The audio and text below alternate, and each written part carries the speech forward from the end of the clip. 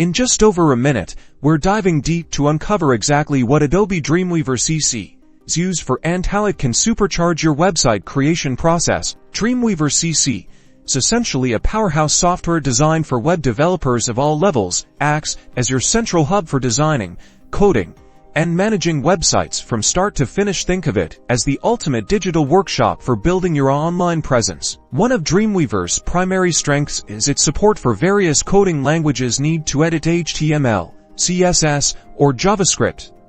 Dreamweaver provides a clean and organized coding environment with features like syntax highlighting, auto-completion, and code hinting, allowing you to build your website structure, style, and functionality with ease. Beyond coding, Dreamweaver boasts a robust visual design interface. The design view lets you see your website's appearance in real time as you add elements and make changes, making the design process much more intuitive, or use Live View to see the website live. The Dreamweaver doesn't stop at design and code. It also allows for efficient website management through a built-in site management system. Organize your website's files, upload them to your server, and maintain your entire online project all within the same application. Keeping everything in one place saves time and reduces the risk of errors.